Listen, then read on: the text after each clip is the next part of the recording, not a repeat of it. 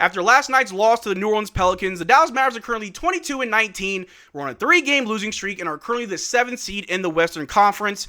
But all is not lost, as Nico Harrison could change everything with one crucial trade. And in last night's game against the New Orleans Pelicans, Nico Harrison was at the game, speaking with the president of basketball operations for the Pelicans, David Griffin, before the game, while spending a lot of time on his phone during the game as well. And with the trade deadline just around the corner, Nico Harrison realizes that this team needs some form of help. We've talked about it extensively on this channel, but it seems like we finally know exactly who it is that Nico Harrison's going after, and it looks like there's a pretty good chance we could get our guy. So in this video, we're going to take a look at all the information that we have surrounding Nico Harrison, who he's trying to go after, who do we have to ship out to get this player, and whether or not it's a realistic trade. But how's it going, everybody? My name is Marcel Martin. This is Mavericks Digest, bringing the latest news on everything Mavericks related. And before we get started with today's video, we are currently sitting at 16,718 subscribers, getting very, very close to 17K. But if you're enjoying everything that we're doing here at Mavericks Digest with our live streams, watch-alongs, news vids just like this, make sure you subscribe so you don't miss out on a single thing that we do.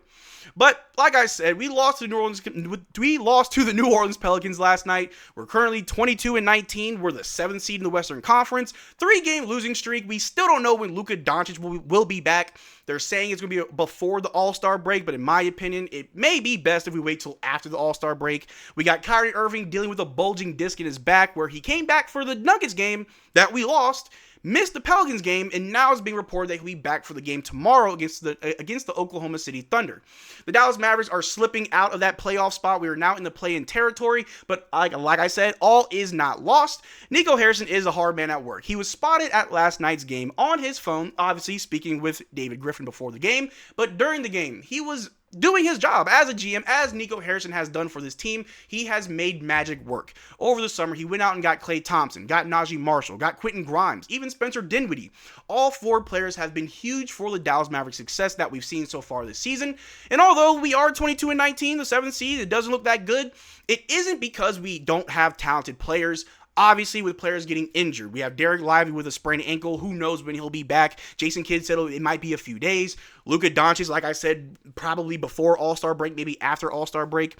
It seems like Kyrie Irving is day-to-day. And of course, everybody keeps getting sick. So the Dallas Mavericks really didn't get the best odds of making it far this season.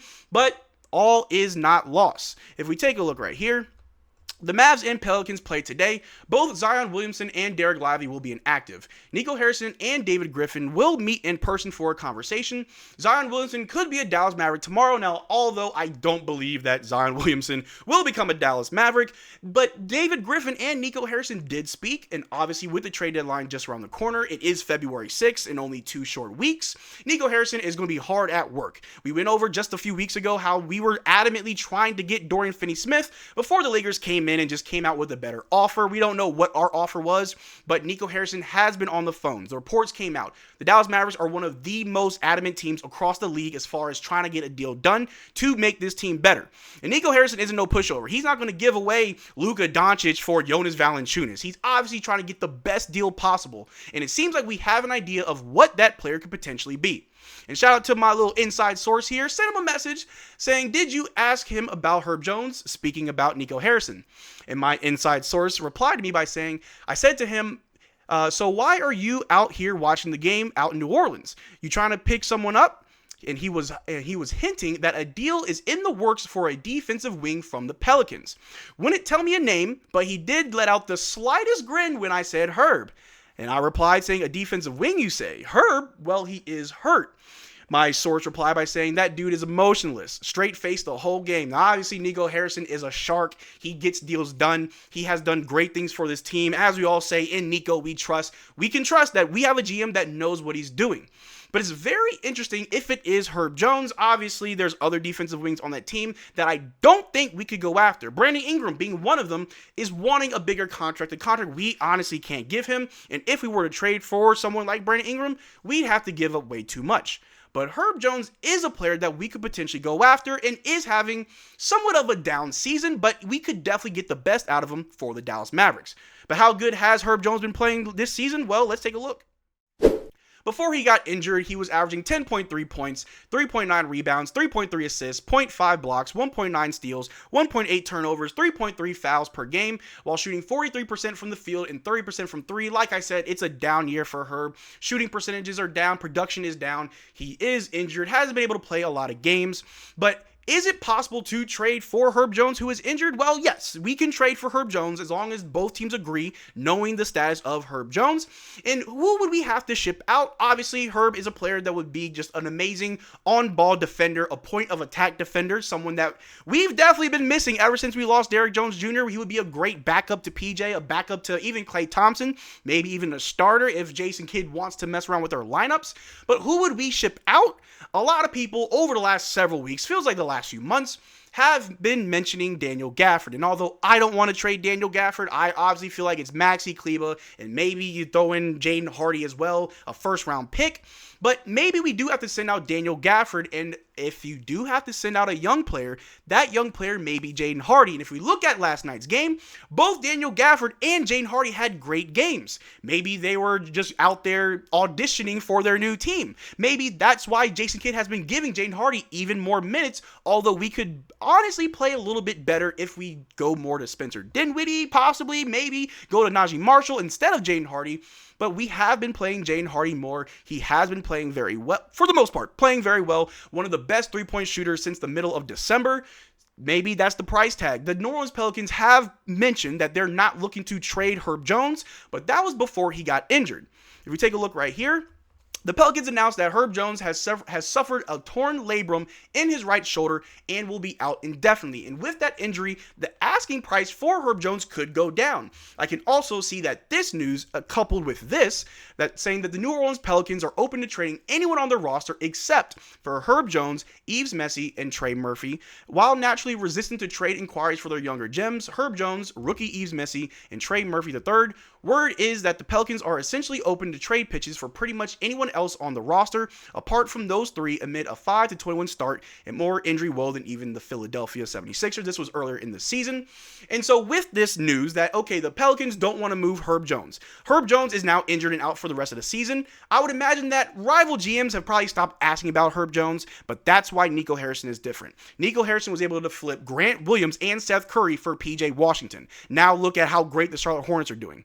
Nico Harrison was also able to flip Rashawn Holmes for Daniel Gafford. You see how great the Washington Wizards are doing. So even though Herb Jones is injured, even though the Pelicans did say they don't want to move him, that does not mean that with this new injury, they can feel differently about it. And if no other team is currently trying to offer something for an injured player like Herb Jones, the Dallas Mavericks could make the right move. But why would we trade for someone that's injured? Well, the injury is very similar to what Maxey had over the playoffs in that first round against the Clippers, a torn labrum in his shoulder. And Maxey was out for the next few weeks, really. He didn't really come back until, I want to say, the third round of the playoffs, or maybe the finals. It was towards the end of our playoff run was when Maxey finally did come back. And although he is not the same Maxey since that injury, the recovery time for Herb Jones may not be as bad. They did say he is out indefinitely, so he's not coming back this season. But this also indicates to me that Nico Harrison and the front office might be planning for next year, that they see that the Dallas Mavericks just can't get a break. We're injured, we're sick, we're 22-19, we're the 7th seed. It may be too much to try and ask for this team to try to get it together and make a deep playoff push, and instead look towards the future. We have the offseason. We got to re-sign Kyrie Irving. We got to figure out whether we're going to keep someone like Quentin Grimes, or maybe we trade Quentin Grimes for Herb Jones, which I think would be ridiculous to do. You don't want to trade a great player like someone like Quentin Grimes, who is producing, for an injured player like Herb Jones, who's just going to ride the bench. But that could also help us for the draft if we keep falling, that we could get a pretty decent first-round pick. Our first-round pick could be somewhat useful for the Dallas Mavericks. Not saying we're getting Cooper Flag, but there are a lot of reasons why trading for Herb Jones could essentially help the Dallas Mavericks, if not now, definitely in the future.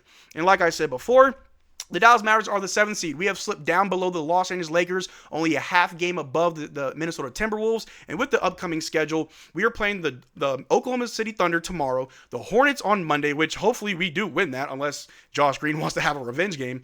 And then we have the Minnesota Timberwolves on Wednesday. And with those 3 games, I can see us winning the Hornets game.